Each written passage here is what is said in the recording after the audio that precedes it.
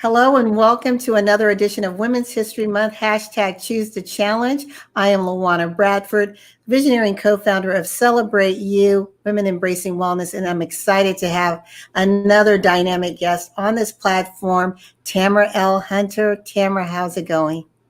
I'm so excited to be here with you, as always. Thank you for being here and just love what we're going to be talking about.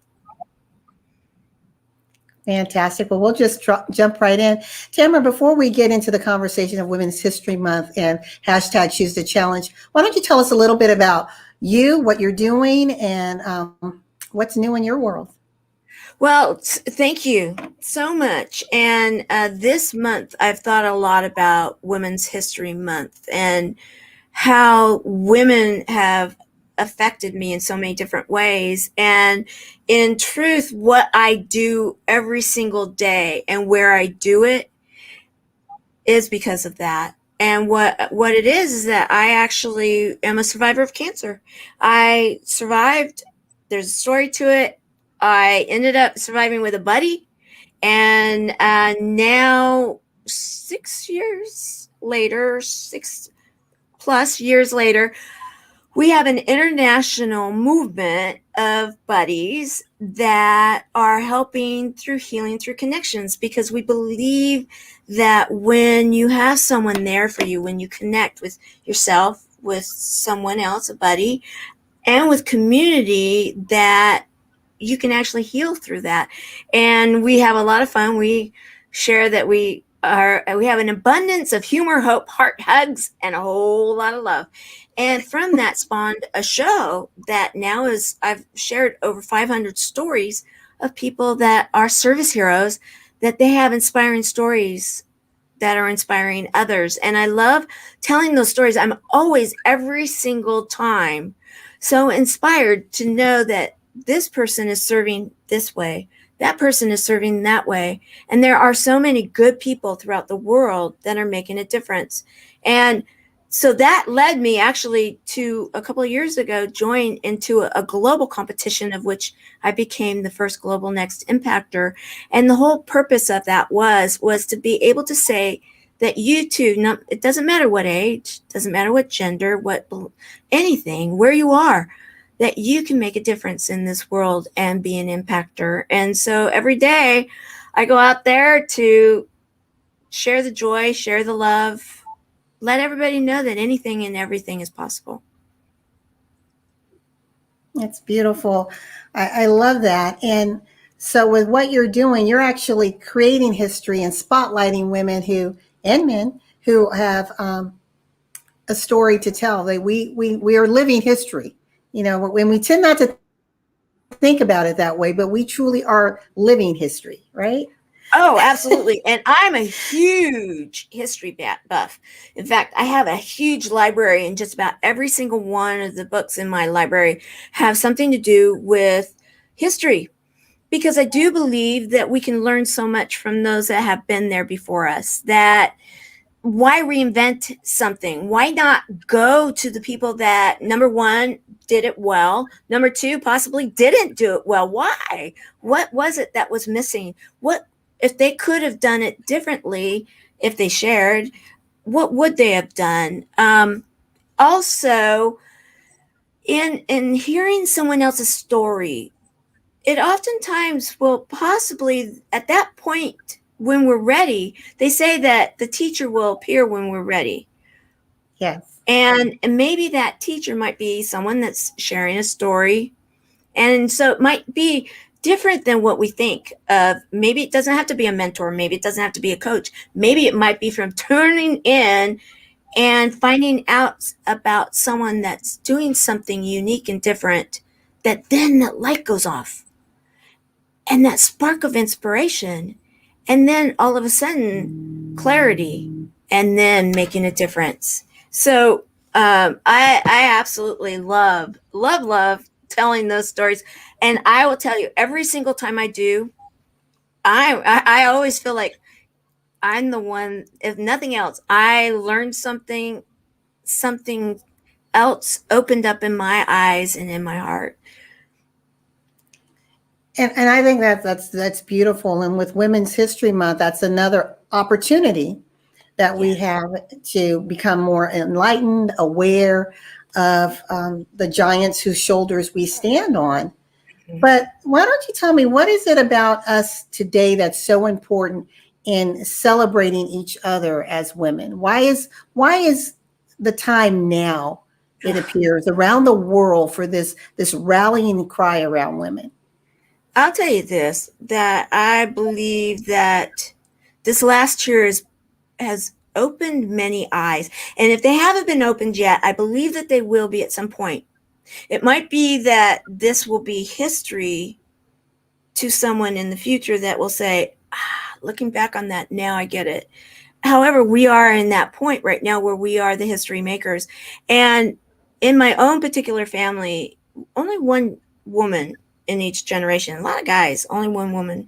And I always thought that was very interesting until finally it occurred to not only myself, but my daughter, that we have been given a gift to make a difference in the dynamic of our family. And it's a matter of showing up. And then we have been gifted with very strong women throughout the generations in my family. And when I go, I love history books of other people, but I equally have studied my family history and the women in my family.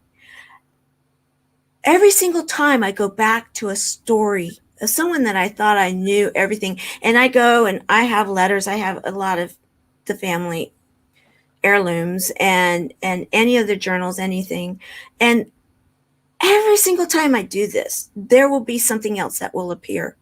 So the times right now, women right now, what I would say is that we have an opportunity, even in this right now between you and I, Luana, is that this is a period of time unlike any others. It is like others in that we had strong women back in the day. Absolutely. And they had causes, they had ways of getting things done. It's just we didn't have the delivery system of their messages. We Mm. have delivery systems right now that are unprecedented to what was going on before. Like I said, I have letters, I have journals, I have records of these strong women that made differences. Yet I think about what would it been if that particular generational woman in my family had had what we have now at our fingertip.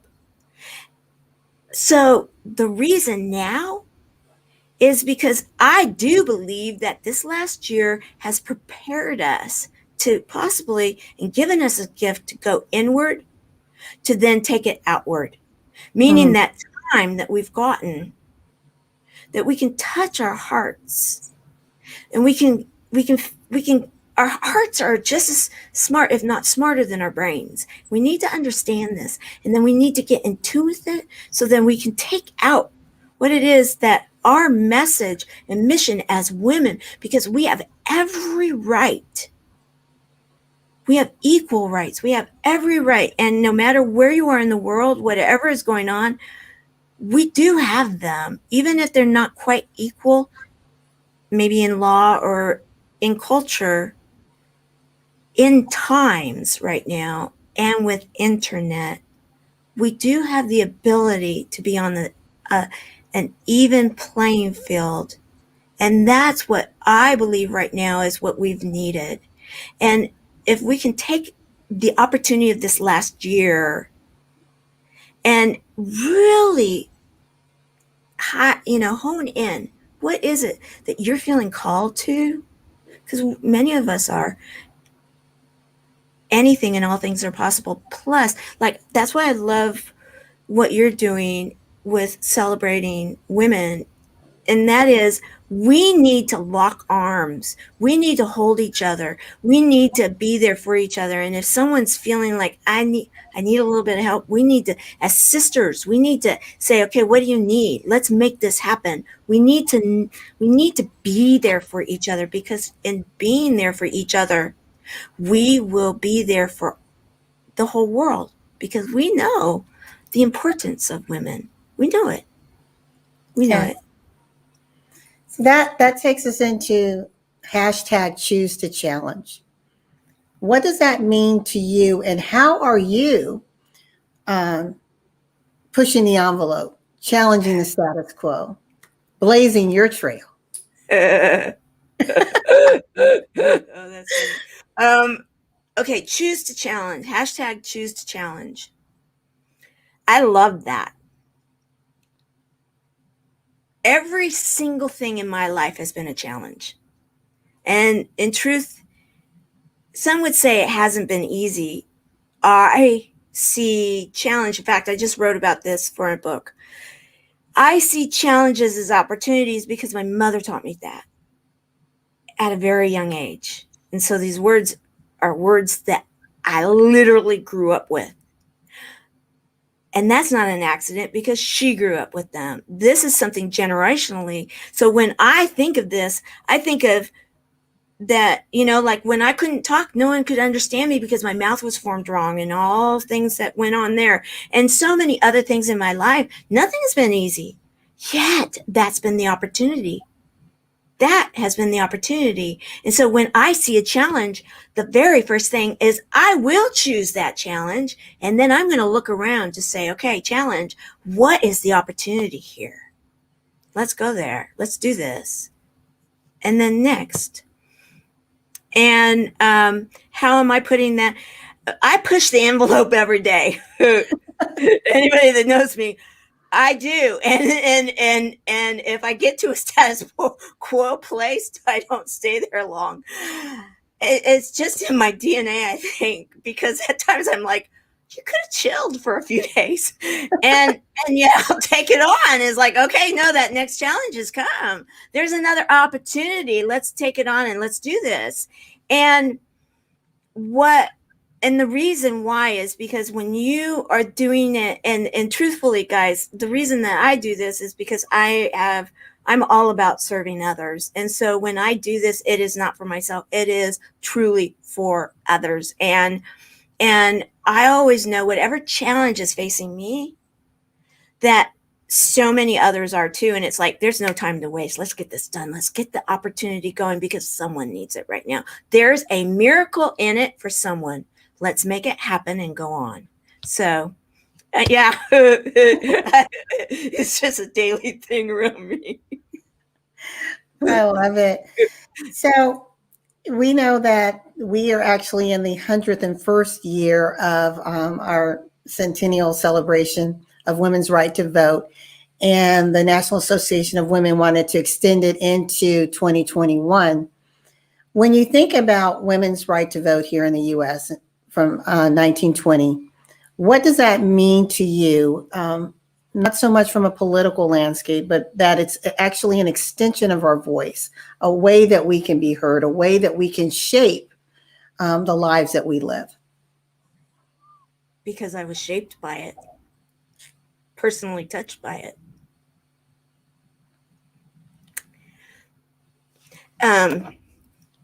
In my family, my great grandmother was a suffragette. She was also a school teacher and a graduate, which was very uncommon in that period of time, an educated woman, yet a woman that was not about herself too, and it was about serving others. And it was something that I was raised with, because anything and all things are possible. And the political is that's a whole nother thing. But when you think of what a suffragette movement was, when you think of the big hats, and them getting out there with their signs, these women were doing it because they wanted to be seen, and they wanted to make a difference in their homes and in the workplace and in community, and it wasn't for political gain. It was for their children, for their lives, for the food that was on their table, to be able to make a difference by caring. And when you weren't seen and you didn't have the right to say, okay, this isn't working for me, we can make a difference, and I can stand as an equal to say, my thought is this. How about let's collaborate? Let's make a difference. My voice can be heard because I have been recognized now because my voice can be heard.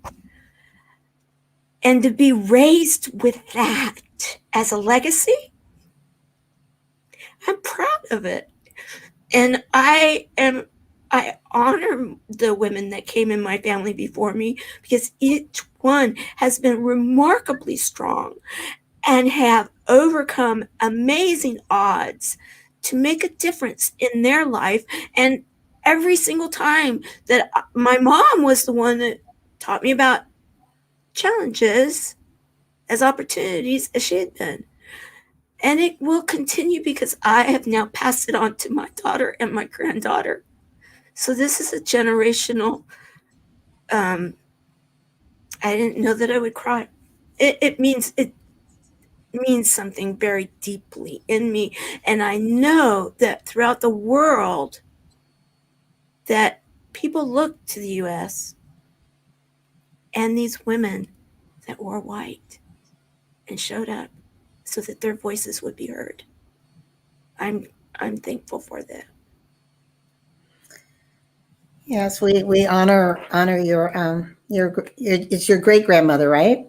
We honor her, and one of the things that I was sharing with the other women in the series is you had when history doesn't, it's the unsung heroes. So you had African American, Native American, and Asian American women that were also part of that movement.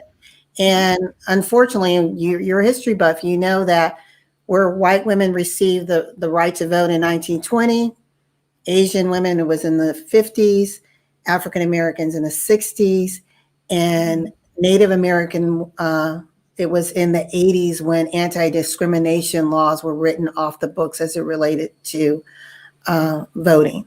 And that's, it's a little staggering to think, these women were all there at the table. Yeah. The benefit Mm-hmm. wasn't seen until decades and decades later. So we definitely honor all of their efforts. And I think right now, like you said, this is a different time. Things are shifting. Yeah. That when we come and have a seat at the table, or as Shirley Chisholm said, if they don't offer you a seat, you bring your own chair. Right. Yeah. You just I love that. Yeah. and you make a demand. That's what I see in this choosing to challenge. It's like we're just standing up and saying, like you said, your great grandmother's like, see me. I'm not invisible. Right. I'm not invisible. And it's Right. all about their sphere of influence, their family. Right. And I will say this, because she was in the Dakotas over near the Black Hills, and some of her students were indigenous. And that was also a part of the legacy that I was taught, is that there was the need for equality, and that in our family that was always drummed into us, in that whatever we could do to help with that piece of it, because it wasn't necessarily equal, yet there were the baby steps that were being taken care of. And that's why it was passed generation to generation to generation, is that we needed to make sure that these things ended up being equal for all. And I'm proud, and that was something both men and women in my family, my grandfather especially, was very big about that. Very big about that. He would spend hours talking about it, truthfully. Yeah. So that takes us to our last question. what woman most influenced you in your life, and what would you like to leave the listening audience as your final words during this interview? Well, there is no question that the woman that influenced me the most would be my mom. She wasn't perfect, and that's one of the things that I want to say is that you can influence people when you're not perfect, yet her heart was there, her teachings were there. She's the one that made such a huge difference in my world, not only by what she said, but by how she lived, both being transparent with the good and sometimes the not so good, because that's called life. So what I'd love to leave with everybody is to say that we all can show up to our lives and influence others and help them and share how challenges choose to challenge can truly present the opportunities for all of us to serve each other, and in doing so to allow ourselves to not be perfect through that, and that it won't always be perfect. There will be times when this group got it and that group didn't, or that group got it and this group didn't. Yet if we all collectively as a united group pull together and say, all right, I choose to challenge together. I choose to challenge that we can make a difference together. I choose to challenge to never give up. And I choose to challenge every day to show up. I choose, hashtag, choose to challenge to make this world a better place. And you know what? We will. We will. I have no doubt. I love it. Thank you so much, Tamara. I'm so glad you joined us. Thank you for your sharing your family history, your golden nuggets, just the wisdom that you shared with our listening audience. I truly honor and appreciate you. Thank you. How can people get a hold of you? Well, they can, easiest way right now is my name, TamaraLHunter.com is my website, and there all my brands are. So you can go check it out. You can go find out about our nonprofit and the different things that I'm doing. And there's a contact. You can contact me there, or I'm on all the social media, TamaraLHunter.com. TamaraLHunter.com. It's probably the easiest. Thank you so much, Tamara, again. And to our listening audience, you have enjoyed another amazing segment of Women's History Month, hashtag Choose to Challenge with Tamara L. Hunter. And as we always say and celebrate you, love yourself, embrace yourself, and whatever you do, always celebrate you. Until next time.